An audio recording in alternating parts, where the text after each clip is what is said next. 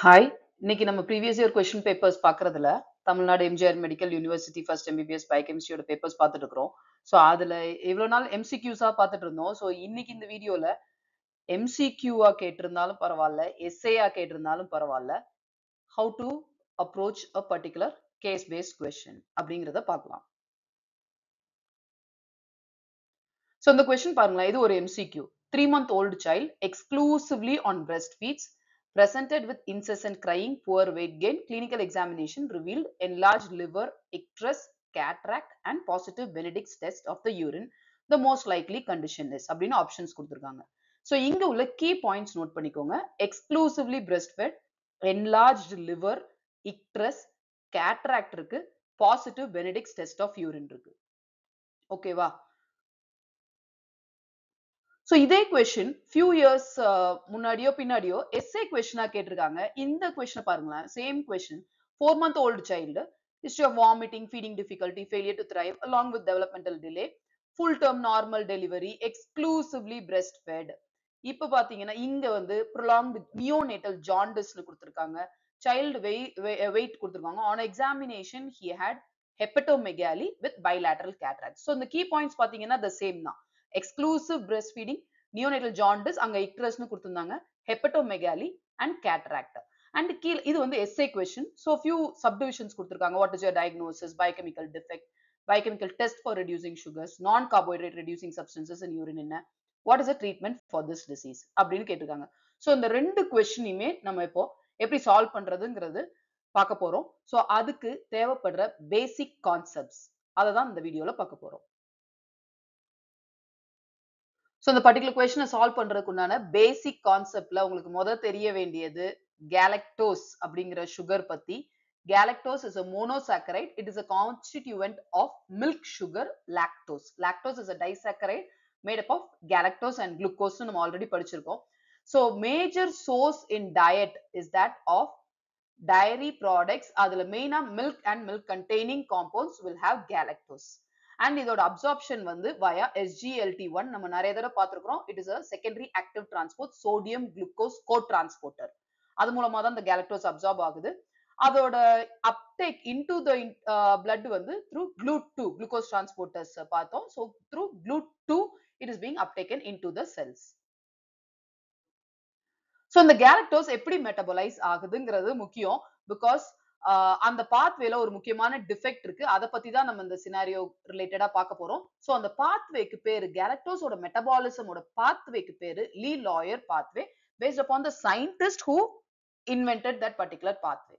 ஓகேவா? so this particular picture is taken from the textbook of Harper's Illustrated Biochemistry, which is routinely used to study biochemistry by most of the first MBBS students. okay so இப்போ நீங்க பாத்தீங்கன்னா இந்த galactose எப்படி metabolise ஆகுது அப்படிங்கிறது மூணு enzymes தேவை.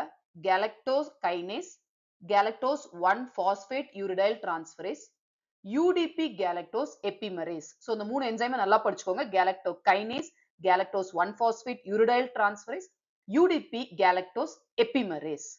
so galactose any sugar மொத ஸ்டெப் ஆஃப் மெட்டபாலிசமா என்னவா இருக்கணும்னா அதை பாஸ்போரிலேட் பண்ணி செல்லுக்குள்ள ட்ராப் பண்ணி வைக்கணும். சோ பாஸ்போரிலேட் பண்ண போறோம். நீங்க பாத்தீங்கன்னா குளுக்கோஸ் 6-பாஸ்பேட்டா மாத்தி வைப்போம். அந்த மாதிரி galactose 1-பாஸ்பேட்டா மாத்தி வைக்கிறோம். என்சைம் கைனேஸ் galactokinase ஆட் பண்றோம். ஓகே இப்போ இந்த galactose UDP குளுக்கோஸோட சேர்த்து நம்ம ஒரு ரியாக்ஷன் ஆகுது. அந்த என்சைம் அதுக்கு தேவைப்படுற enzyme galactose 1-phosphate uridyl transferase. அப்போ நமக்கு ஃபார்ம் ஆகுற காம்பவுண்ட்ஸ் என்னன்னா இந்த UDP glucose and galactose 1-phosphate react together to form glucose 1-phosphate and UDP galactose. okay இப்போ இந்த UDP galactose எப்ப வேணாலும் epimerase மூலமா it can become glucose. உங்களுக்கு தெரியும் galactose and glucose are epimers. so interconversion is possible by epimerase. இப்போ இந்த UDP glucose can go towards glycogen synthesis, it can go for conjugation of bilirubin and various functions of UDP glucose உங்களுக்கு already தெரியும். so அதை நான் அந்த வீடியோல cover பண்ணல. so இப்போ galactose metabolism ஆகணும்னா மூணு என்சைம்ஸ் வேணும்.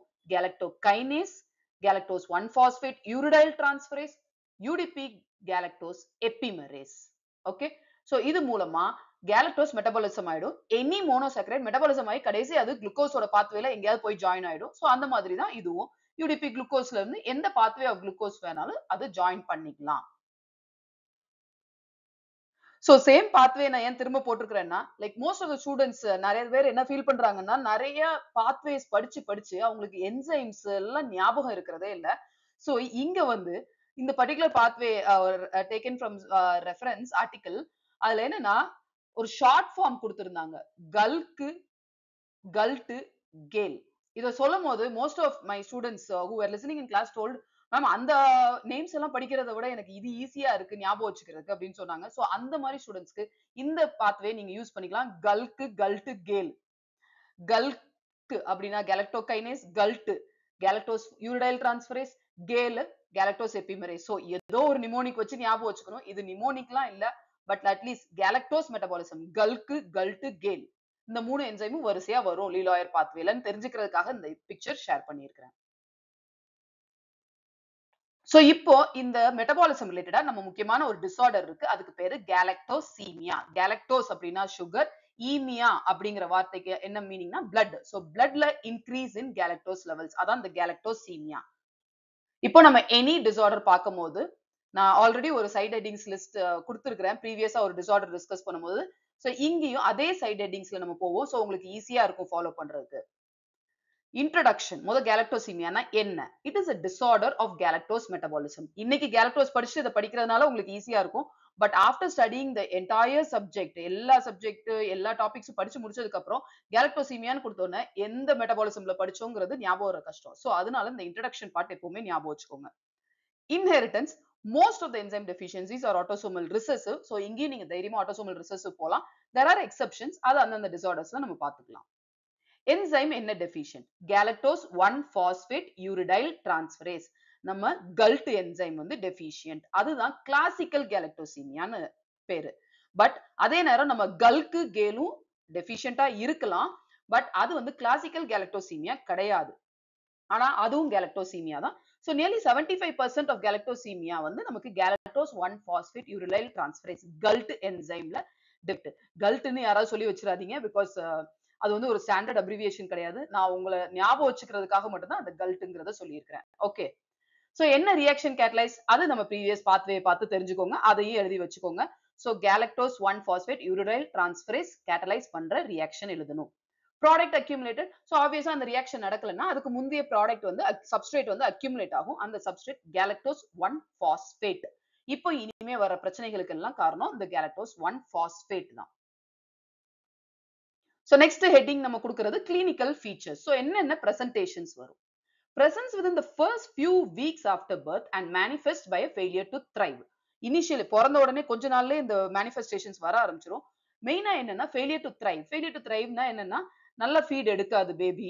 இல்லன்னா கண்டினியூஸா கிரை பண்ணிட்டே இருக்கும். இல்லன்னா உங்களுக்கு வந்து வாமிட்டிங் அந்த மாதிரி ஃபீடிங் டிஃபிகல்டிஸ் மெயினா இருக்கும். அதை தான் மெயினா நம்ம ஃபெயிலியர் டு thriveன்னு சொல்லுவோம். Vomiting and diarrhea occur following ingestion of milk.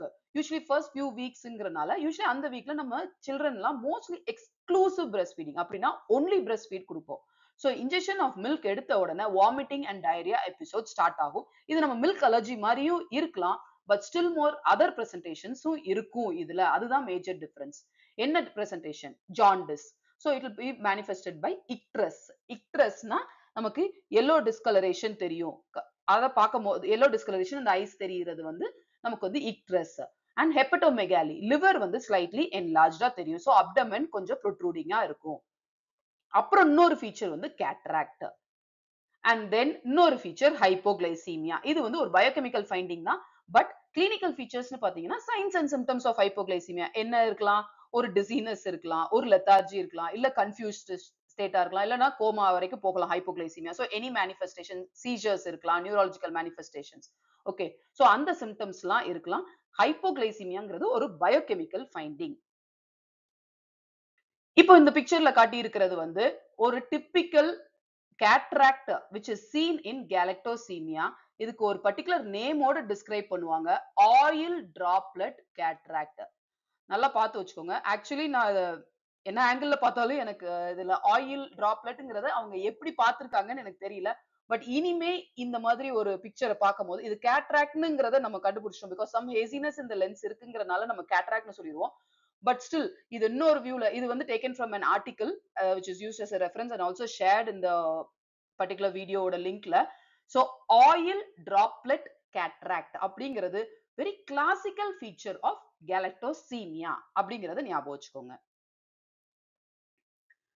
So இப்போ நம்ம biochemical basis of pathophysiology of the symptoms of galactosemia பார்ப்போம். வாமிட்டிங் டைரியா சொன்னோம் இல்லையா, ஏன் வந்து வருது? because of the intolerance.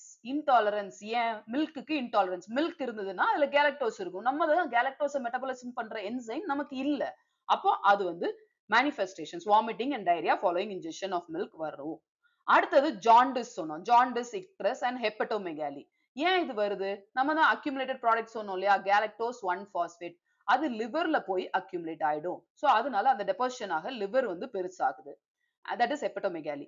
RBCs ல போய் டெபாசிட் ஆகுது, அதனால ஜாண்டிஸ், ஹீமோலைசிஸ் நடந்துரும், அதனால ஹீமோலைட்டிக் ஜாண்டிஸ், அதனால இக்ட்ரிக் ஃபீச்சர்ஸ் வரலாம்.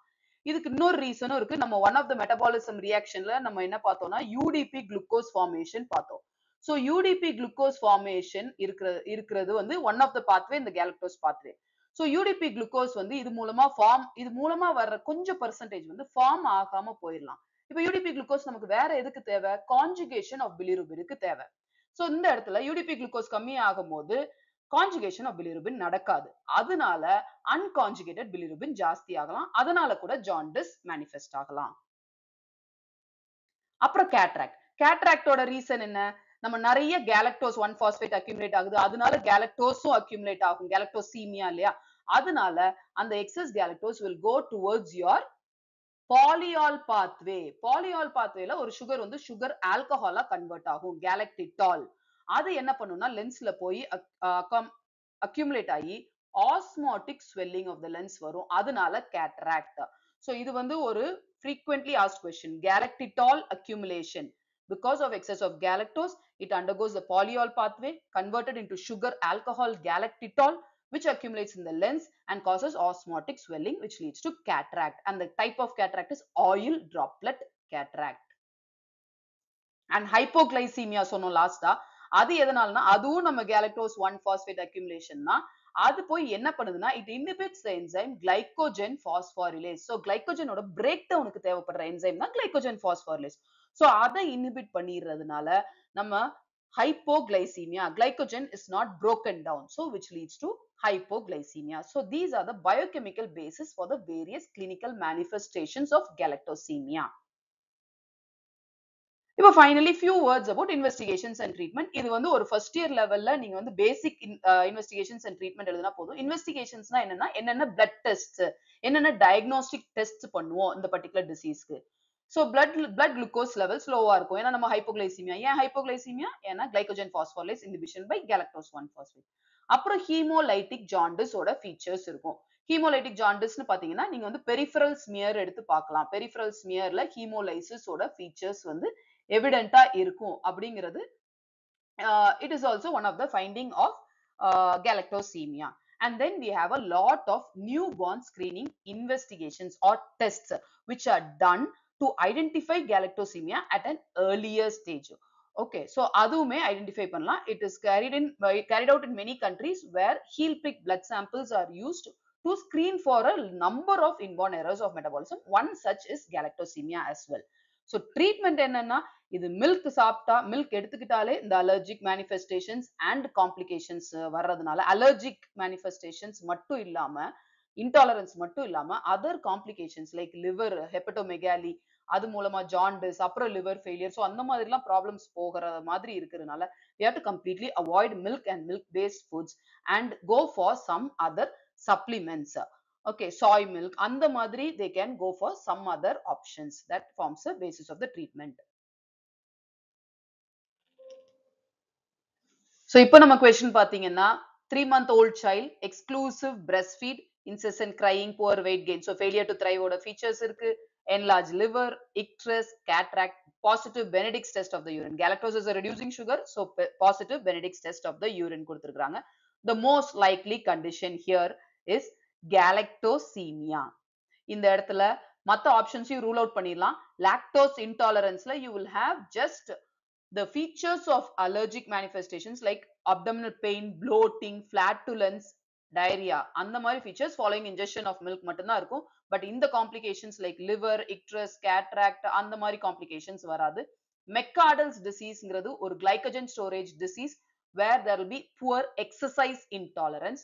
வான் கியர்கி டிசீஸ்ங்கிறது it is again a glycogen storage disease where there will be fasting hypoglycemia along with lactic acidosis, metabolic acidosis and other key features.